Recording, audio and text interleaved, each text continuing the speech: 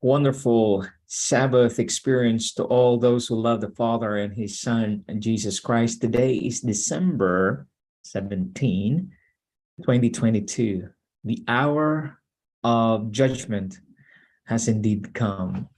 And I would like to welcome you to our daily reading of the great controversy between Christ and His angels and Satan and His angels, 1858, written by Ellen G. White and published by her husband, James S. White. Before I read to you chapter 31, pages 179 to 183, I'd like to invite you for a word of prayer. Father in heaven, I thank you for this blessed Sabbath that I can share and read from the Great Controversy 1858 publication. May these messages and this chapter bless your people.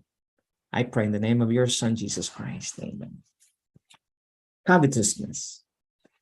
I saw Satan and his angels consulting together. He bade his angels go and lay their snares, especially for those who were looking for Christ's second appearing and who were keeping all God's commandments. Satan told his angels that the churches were all asleep. He would increase his power and lying wonders, and he could hold them. But the sect of Sabbath keepers we hate. They are continually working against us and taking from us our subjects to keep that hated law of God. Go make the possessors of lands and money drunk with cares. If you can make them place their affections upon these things, we have them yet. They may profess what they please, only make them care more for money than the success of Christ's kingdom or the spread of the truths we hate. Present the world before them in the most attractive light, that they may love and idolize it. We must keep all the means in our ranks we can. The more means they have, the more will they endure our kingdom by getting our subjects. And as they appoint them meetings in different places, then we are in danger. Be more vigilant then. Cause all the distraction you can. Destroy love for each other. Discourage and dishearten their ministers, for we hate them. Hold up every plausible excuse to those that have means, lest they have it handed out. Control the money matters if you can, and drive their ministers to want and distress. These will weaken their courage and zeal. Battle every inch of ground. Make covetousness and love of earthly treasures the ruling traits of their character. As long as these traits rule, salvation and grace stand back. Crowd all you can around them to attract them, and they will be surely ours. Not only are we sure of them, but their hateful influence will not be exercised toward others to lead them to heaven. And those who shall attempt to put within them a grudgingly disposition, that it may be sparingly. I saw that Satan carried out his plans well, and as the servants of God appointed meetings, Satan and his angels understood their business and were on the ground to hinder the work of God. And he was constantly putting suggestion into the minds of God's people. Some he leads in one way and some in another, always taking advantage of evil traits in the brethren and sisters, exciting and stirring up their natural besetments. If they are disposed to be selfish and covetous, Satan is well pleased to take his stand by their side, and then with all his power, he seeks to lead them to manifest their besetting sins.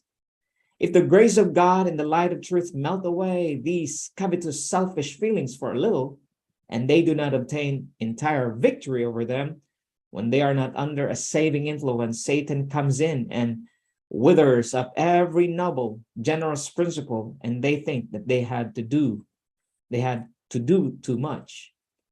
They become weary of well-doing and forget all about the great sacrifice Jesus made for them to redeem them from the power of Satan and hopeless misery. Satan took advantage of Judas' covetous, selfish disposition and led him to murmur against the ointment Mary dedicated to Jesus. Judas looked at it as a great waste. It might have been sold and given to the poor. He cared not for the poor, but considered the liberal offering to Jesus extravagant. Judas priced his Lord just enough to sell him for a few pieces of silver. And I saw that there were some like Judas among those who professed to be waiting for their Lord.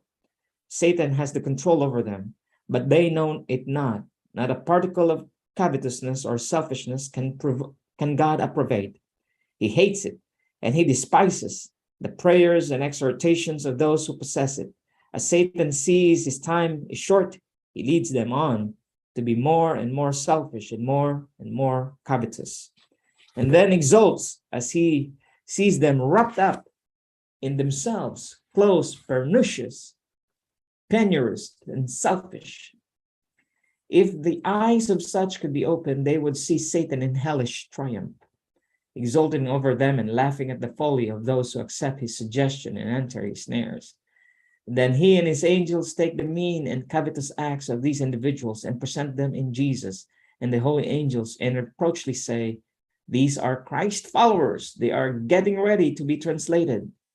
Satan marks their deviating course and then compares it with the Bible, with passages which plainly rebuke such things, and then presents it to annoy the heavenly angels, saying, "These are following Christ and his word. These are the fruits of Christ's sacrifice and redemption." Angels turn in disgust from the scene. God requires a constant doing on the part of his people, and when they become weary of well and generous doing, he becomes weary of them. I saw that God was greatly displeased with the least manifestation of selfishness on the part of his professed people, for whom Jesus has not spared his own precious life. Every selfish, covetous individual will fall out by the way, like Judas, who sold his Lord. They will sell good principles and a noble and generous disposition for a little of earth's gain. All such will be sifted out from God's people. Those who want heaven must with every energy possess be encouraging the principles of heaven. And instead of their souls withering up with selfishness, they should be expanding with benevolence, and every opportunity should be improved in doing good to one another and increasing and growing more and more into the principles of heaven. Jesus was held up to me as the perfect pattern. His life was without selfish interest and was marked with disinterested benevolence. We will read the next time, chapter 32, the shaking. There you have it, people of God. Covetous, the spirit of Satan. Unselfish love is the spirit of God the Father by giving his only Son. Therefore, he is worthy of worship and honor. May God bless you today. This is my prayer.